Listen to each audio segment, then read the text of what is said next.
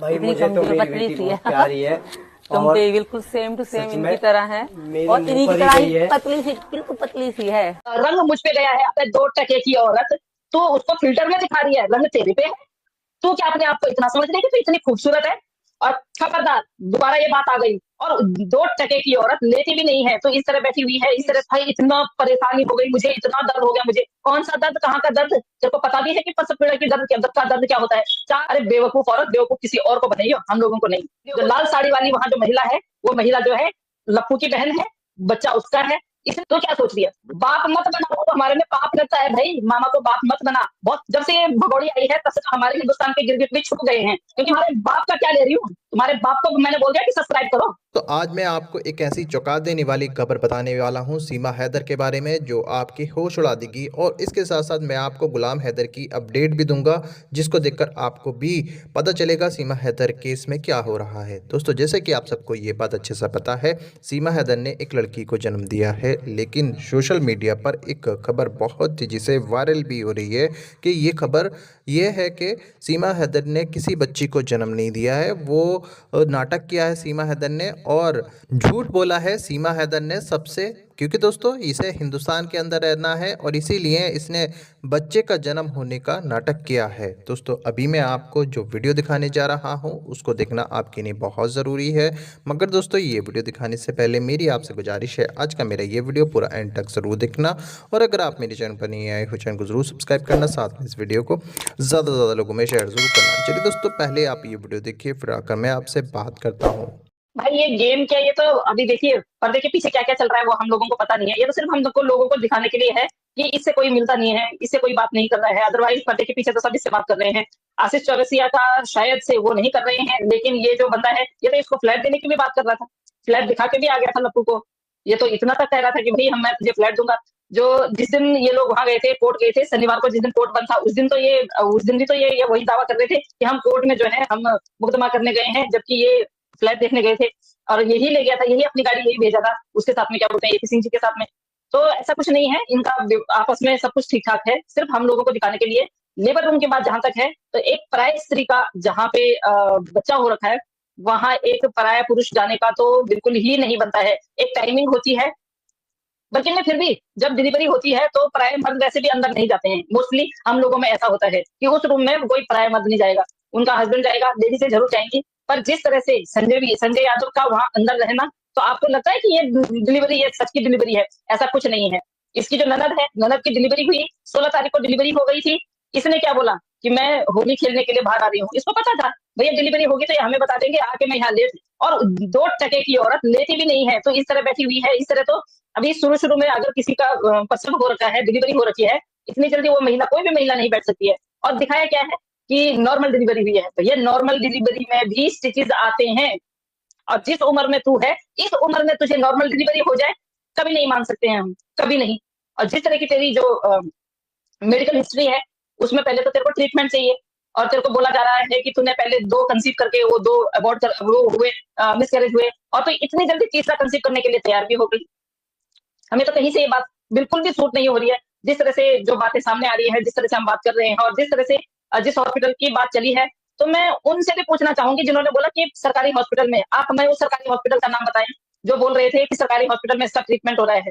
क्योंकि जब सरकारी हॉस्पिटल में ट्रीटमेंट होता है, तो दोबारा से सारे के सारे जितने सारे हम लोगों ने जो करवा रखे होते हैं, टेस्ट करवा रखे होते हैं, प्राइवेट में जाके वो सारे टेस्ट दोबारा से होते हैं। वैसे तो जल्दी से प्राइवेट वाले देते नहीं है, क्योंकि अगर उसकी ओवरीज में उसकी जो पर्सनल, देखिए हर बार हम बोल ही देते हैं, ओवरीज की जो हालत है, उसका यूट्रस की जो हालत है, उसकी बच्चे दानी की जो हालत है, उस हालत को देख के कोई भी ऐसा नहीं बोलेगा उसको कि तो कंसीव कर सकती है। कोई डॉक्टर एडवाइस नहीं देगा। अगर इस तरह से किया है, उसकी ननद आई हुई थी जब वो बड़ी वाली का जो बच्चा हुआ है, बच्चा क्या बच्ची बच्चा जो भी है, वटेवर, अभी तक सस्पेंस में है, लड़का हुआ है कि लड़की हुई है ये तो पता भी नहीं है किसी को।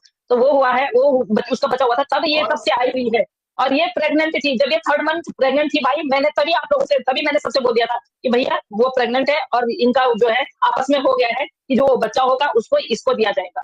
तो उसका बच्चा है, इसको कोई फर्क नहीं पड़ता है। जो बंदी ढोल बाजों को देख के नाच रही है, एक प्रसव हो रखी महिला, और वो नाच रही है, उसको तो ढोलों को देख के मतलब ऐसा वो होता उस टाइम पे कि कोई हमारे सामने शोर शराबा ना करे, कोई हमारे सामने ज्यादा भीड़ भाड़ ना हो। वो तो वहां पे बहुत अच्छी तरह बाउंसर वहां लगे हुए हैं, बाउंसर लगाने की क्या जरूरत थी? जिस हॉस्पिटल में बेबी हुआ, बाउंसर लगाने का, भाई बाउंसर लगाने का एक मतलब तो होगा ना, किसी को बाहर से, किसी को बाहर के इंसान को नहीं आने देना, कोई ऐसा व्यक्ति ना आ जाए, कोई संदिग्ध व्यक्ति ना आ जाए जो हमारी जो सच्चाई को जान ले। इस तरह से बाउंसर बाउंसर लगा के वहां बाउंसरों में भी आपस में ही वो हो गई, लड़ाई हो गई, उन पत्रकारों को हटाते हटाते, जो 2-2 टके के पत्रकार आ रखे थे वहां, उनको भगाते भगाते। तो इसका ऐसा कुछ नहीं है, इसका कोई नहीं। अब जब ये इतनी ही सारी वो कर रही थी, इतना दिखावा कर रही थी, तो 2 मिनट में उस बच्चे के बगल में लेट जाती, पर बच्चा इसके पास था ही नहीं। बच्चा तो भैया माँ के पास था, क्योंकि माँ को फीड करवाना था, उसका ड्रेस फीड करवाना था। इसके पास बच्चा होता तो डेफिनेटली लेटे हुए हॉस्पिटल में बच्चे के साथ में लेटे हुए जाती। और बेगैरत औरत, इतनी बेशरम औरत है। एक वीडियो देखी मैंने उसकी, कह भाई इतना परेशानी हो गई मुझे, इतना दर्द हो गया मुझे। कौन सा दर्द, कहाँ का दर्द? तेरे को पता भी है कि प्रसव पीड़ा की दर्द क्या होता है? 4 बच्चे पैदा करने के बाद तेरे को 7वें महीने में पता चल रहा है कि तू प्रेग्नेंट है। अभी 7वें महीने में तो पता नहीं कहाँ से वो किट इकट्ठी करके लेके आ रही है, तो कह रही कि मैं प्रेग्नेंट हूँ। अरे बेवकूफ औरत, बेवकूफ किसी और को बनाइए, हम लोगों को नहीं। वीडियो को देखेंगे जहाँ पे जिस दिन इसकी गोद भराई इसने करवाई। अब आप लोग यकीन करो चाहे मत करो, इसने 26 कितनी तारीख को करवाया, 26-23 तारीख को करवाया है ना। यूट्यूब की जो वो आती है, पेमेंट आती है, इन्हीं दिनों में आती है, क्योंकि एपी सिंह जी तो भैया देखो करवाने वाले नहीं थे। सारा अरेंजमेंट जो है इन्होंने करवाया, पैसा इसने दिया, क्योंकि इसको जिद थी कि मैंने वो करवाना है, गोद भराई करवानी है। 9th मंथ में हमारे में गोद भराई कभी नहीं होती है, 7th-8th मंथ में फिर भी हो जाती है। तो इसने क्या किया, आप जरा गौर से देखेंगे, जहाँ पे लप्पू नाच रहा है, लप्पू के साथ में ये नाच रही है ना, तो कैमरे को ये पीट करके जब ये नाचते नाचते वो बेबी बम्प नीचे खिसकता है ना, ये हाथ से उसको ऊपर चढ़ाती है।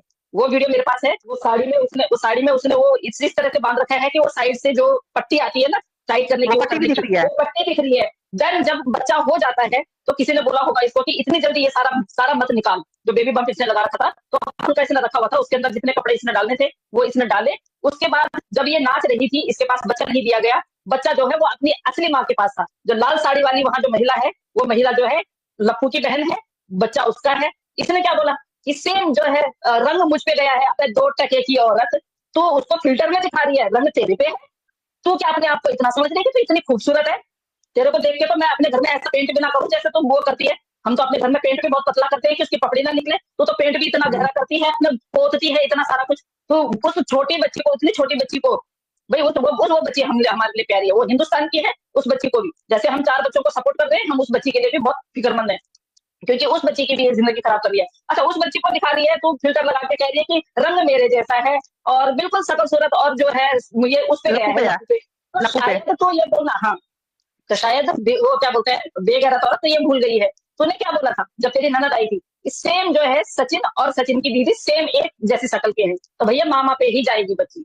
तो क्या सोच लिया? बाप मत बना, वो तो हमारे में पाप लगता है भाई, मामा को बाप मत बना, बहुत पाप लगता है हमारे में।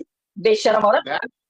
आपने बोला कि लोगों के घर में मातम हो गया, मातम किसी के घर में नहीं हुआ है। हम लोग देशभक्त हैं, तो हम बिल्कुल भी नहीं चाहते कि हमारे ही देश की बेटी को और हमारे ही देश में रह के एक बेगैरत औरत पैसों में खरीदे। तो इसलिए हमें दुख हो रहा है।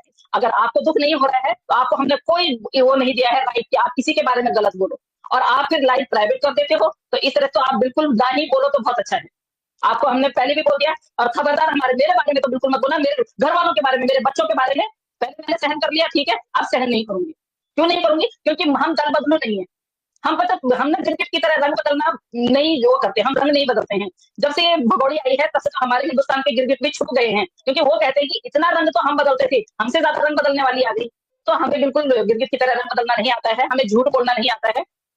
हमें अगर हमसे कोई बड़ा है, वो हमें अगर डांट भी देता है तो हम खुशी खुशी सहन कर लेते हैं, कोई बात नहीं है, हमें फर्क नहीं पड़ता है। लेकिन हम किसी को इस तरह से किसी के लिए लाइव लगा के, चाहे वो मेरे से छोटा हो बड़ा हो, किसी को लाइव लगा के हम इस तरह से बेइज्जत नहीं करते हैं। हम फोन पे भले एक बात कर लेंगे, लेकिन इस तरह से नहीं करते हैं।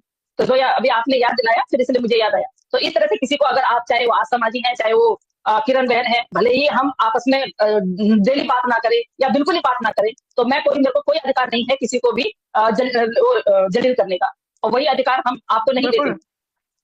अपने चैनलों से भी बोलते हैं, दूसरे चैनलों से भी बोलते हैं। कितना फंड दे दिया पाकिस्तान वालों ने हमें, जरा बताएं। वो मोहतरमा एक कल बोल रही थी, तो मोहतरमा आप बताएं, पाकिस्तान से हैं आप एक ही हैं यूट्यूबर, आप बताएं कितना फंड मिल गया हमें, कितना चैनल चला लिया हमने। हम ना तो आपकी तरह फंड के लिए काम करते हैं, ना चैनल चलाने के लिए काम करते हैं। हम सिर्फ और सिर्फ उन 4 बच्चों के लिए काम करते हैं। और खबरदार दोबारा ये बात आ गई, क्योंकि आप लोग नहीं चाहते हो कि पाकिस्तान में वो 4 बच्चे आए। साफ सीधी बात, आप लोगों के बातों से ये पता चलता है कि आप लोग बिल्कुल नहीं चाहते हैं कि वो बच्चे यहाँ से पाकिस्तान आए। अगर ऐसा होता तो आप लोग इस तरह की बातें ही नहीं करते। आप लोगों को चैनल चलाना है यार, कंटेंट बहुत सारे हैं, हमें तो नहीं चलाना चैनल। मेरे लिए बोलते हो आपके, मैं चैनल चलाती हूँ। पिछले 2 सालों से तो मैं इनको अगर सरिता सिस्टर मैं बताती हूँ आपको, चैनलों पे इनको और चैनल अगर चलाती हूँ तो तुम्हारे बाप का क्या ले रही हूँ? तुम्हारे बाप को मैंने बोल दिया कि सब्सक्राइब करो, किसी के बाप को बोल दिया सब्सक्राइब करो ना, तो मैं ये बोलती हूँ कि सब्सक्राइब करो ना, शेयर करो ना, लाइक करो, कभी नहीं बोलती हूँ। और अगर लोग मेरे को देख के अगर सुनने के लिए आते हैं तो उनका बहुत बहुत धन्यवाद। मैं तो उनको यहाँ रखती हूँ जो लोग मुझे सुनने के लिए आते हैं। लेकिन तुम जैसे लोग जो चाचा वो बना के बैठे रहते हो ना चैनल, तो तुम लोग इस चीज के लिए हमें फर्क नहीं पड़ता है। बिल्कुल सही। हमारे देखिए मैं आपको बताती हमारे हूँ कि चैनल दोनों हैं, देखो और मैं खुद चला, हमने मैं अपने चैनलों को खुद देखती भी नहीं हूँ। 6 लोग रखे हुए हैं हमने, और आजकल तो 2 साल से मेरे जब से सीमा हैदर का केस हुआ है, मेरे तब से मैंने अभी गाने भी नहीं डाले हैं उसमें, सिर्फ फंड की सैलरी जाती है 6 लोगों को, समझे? मेरे ये मोमिन मलिक साहब को गालियां दे रहे हैं, वो फलाना है, वो फंड खा रहा है। बताइए कितना दिया है तुम लोगों ने उनको? मोमिन मलिक साहब को पैसा कितना दिया है? फिर यूट्यूबरों को बोलते हैं कि यूट्यूबर फंड खा रहे हैं। अरे भैया कितना पैसा है आपके पास? सही बोला उसने, सीमा रावत ने, जितना पैसा आपके पास है ना वो इकट्ठा करके दूसरा वकील कर लो भाई। अगर तुम्हें मोमिन मलिक सर नहीं जम रहे तो नहीं जम रहे हैं तो ना अच्छा वाला उनसे अंसार बर्नी जी से पूछ के, क्या तुम लोगों को पूछ के मोमिन मलिक सर जबरदस्ती आए थे क्या कि मुझे ये केस मुझे दो? अंसार बर्नी जी की उनकी अच्छी अंडरस्टैंडिंग है, इसलिए अंसार बर्नी जी ने उनको दिया ये केस।